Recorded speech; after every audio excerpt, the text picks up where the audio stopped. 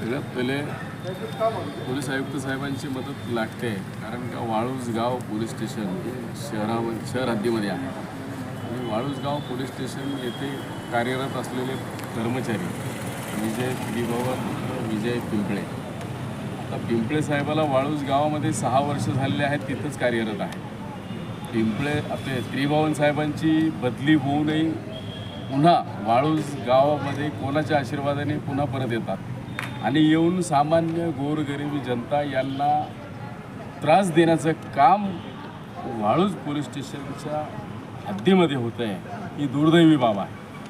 त्या संदर्भामध्ये आम्हाला असं वाटलं की आपण याच्यामध्ये पोलीस कर्मचारी आहेत, कर्मचाऱ्यांची पाठराखण अधिकारी करू शकतात कदाचित, म्हणून आम्ही सरळ CP साहेबांच्या दालनामध्ये दाद मागण्यासाठी आलेलो आहोत.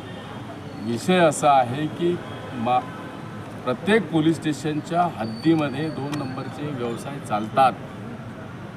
त्याचे आमच्याकडं अनेक पुरावे आहेत, परंतु वाळूज गावामध्ये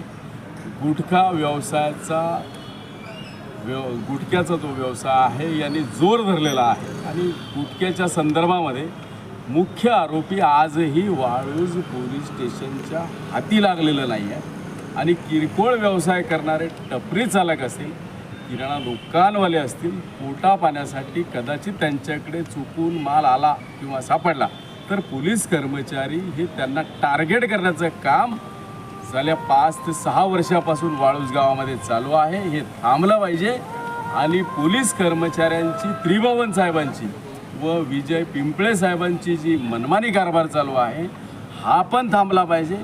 त्रिभुवन साहेबांना पुन्हा पोलीस स्टेशन वाळूज गावच का देण्यात आलं याच्या मागे कोणत्या मोठ्या नेत्याचा हात तर नाही ना, एखाद्या बड्या अधिकाऱ्यांचा तर हात नाही ना, कारण की सामान्य जनतेची पिळवणूक व त्यांना त्रास देण्याचं काम पोलीस प्रशासनाचं काम चालू आहे.